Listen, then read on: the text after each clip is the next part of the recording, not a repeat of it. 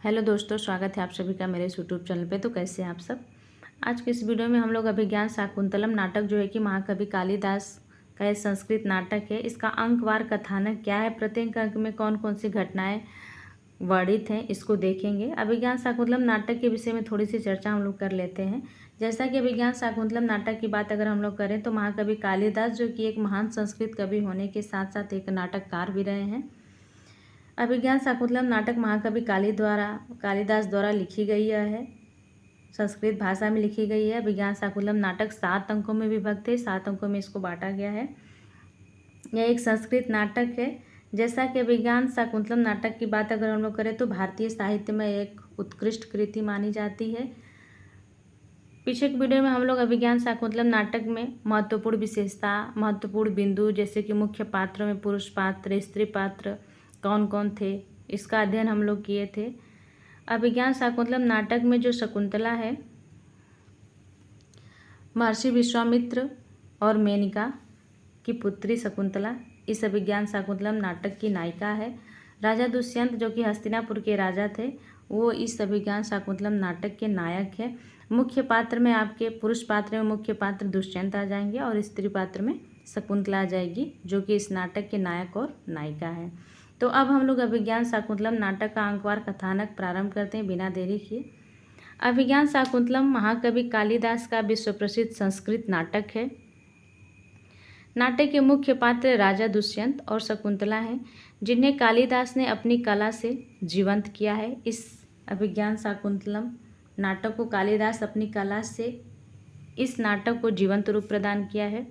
इस नाटक को भारतीय और विदेशी आलोचकों द्वारा, जैसे कि गेटे जैसे महान विद्वान ने इस नाटक के मुक्त कंठ से प्रशंसा की है। पूरे विश्व साहित्य में इस अभिज्ञान शाकुंतलम नाटक की ख्याति है, बहुत ही उत्कृष्ट कृति यह मानी गई है।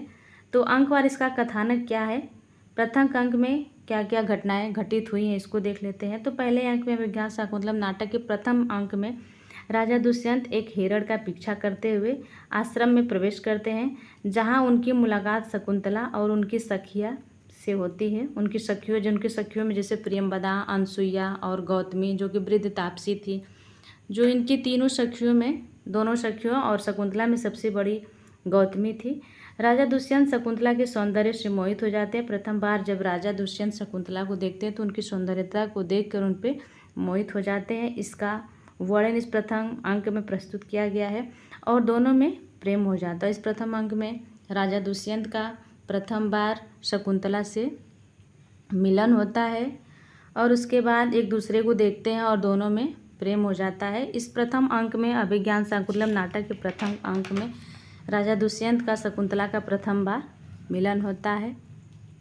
तो ये तो रहा अभिज्ञान शाकुंतलम के प्रथम अंक में जो घटनाएं घटित हुई हैं। अब देख लेते हैं हम लोग दूसरे अंक में क्या हुआ था। तो द्वितीय अंक में प्रणय सूत्र का विकास, श्रृंगार रस। इस द्वितीय अंक में श्रृंगार रस की प्रधानता है, जैसा कि प्रथम अंक में भी श्रृंगार रस की प्रधानता है। इस द्वितीय अंक में प्रणय सूत्र का विकास होता है, दोनों के बीच प्रेम पनपता है एक दूसरे को देखने के बाद। राजा दुष्यंत आश्रम में ही रुककर शकुंतला के प्रेम में लीन हो जाते हैं। इस द्वितीय अंक की घटना प्रणय सूत्र का विकास होता है, इसमें श्रृंगार रस की प्रधानता है। आश्रम में राजा दुष्यंत रुकते हैं और शकुंतला के प्रेम में लीन हो जाते हैं, द्वितीय अंक की घटना है। अब हम लोग तृतीय अंक की घटना को देख लेते हैं। तृतीय अंक में क्या क्या हुआ था। तो राजा दुष्यंत और शकुंतला के बीच प्रेम और मिलन का वर्णन है।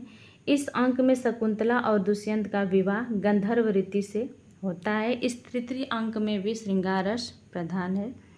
इस तृतीय अंक में राजा दुष्यंत और शकुंतला का प्रेम मिलन होता है, इसमें गंधर्व रीति के द्वारा इन दोनों लोगों का विवाह हो जाता है। तो ये तृतीय अंक की घटना रही। अब हम लोग चतुर्थ अंक को देख लेते हैं। राजा दुष्यंत के जाने के बाद शकुंतला की विदाई का करुण दृश्य इस चतुर्थ अंक में दर्शाया गया है। इस नाटक का सबसे महत्वपूर्ण अंक चतुर्थ अंक है। इस अभिज्ञान शाकुंतलम नाटक का चतुर्थ अंक सबसे महत्वपूर्ण अंक माना गया है। यह अंक नाटक की कथा में एक नाटकीय मोड़ प्रस्तुत करता है और भावनात्मक दृष्टि से भी अत्यंत समृद्ध। यह चतुर्थ अंक भावनात्मक दृष्टि से अत्यंत समृद्ध अंक यह माना गया है। अभिज्ञान शाकुंतलम नाटक का चौथा अंक सबसे, जैसा कि 7 अंकों में विभक्त है, तो चौथा अंक सबसे ही महत्वपूर्ण माना गया है। इस चौथे अंक में शकुंतला को राजा दुष्यंत के दरबार में गौतमी जो कि वृद्ध तापसी थी उनके द्वारा राजा दुष्यंत के आश्रम दरबार में लाया जाता है।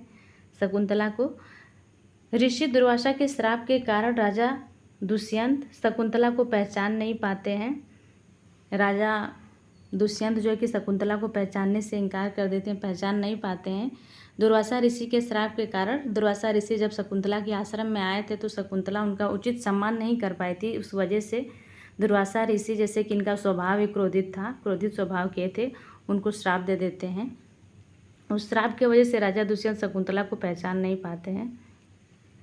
शकुंतला के चरित्र की बात अगर हम लोग करें तो शकुंतला का आत्मसम्मान, धैर्य और सत्य के प्रति उसकी निष्ठा इस अंक में भली भांति प्रकट होती है।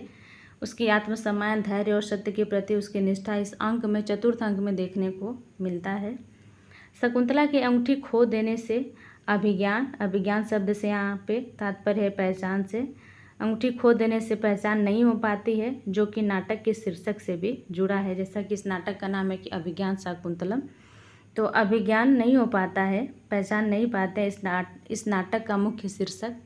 इस नाम से, अभिज्ञान शब्द के नाम से इस नाटक का शीर्षक जुड़ा हुआ है। यह अभिज्ञान ही कथा का आधार है, अभिज्ञान ही इस नाटक का मुख्य आधार बना है। पाँचवें अंक की घटना की बात करें तो पाँचवें अंक में घटना का केंद्र बिंदु राजा का महल है।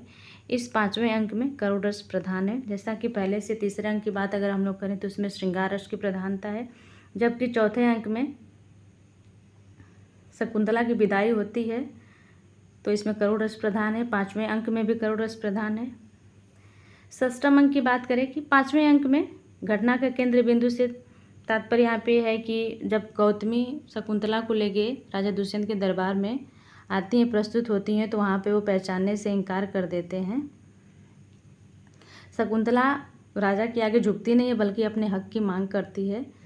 वो धैर्य और सत्य के साथ पूरी निष्ठा से अपने हक की मांग करती है। वो चौथे अंक में प्रस्तुत किया गया है।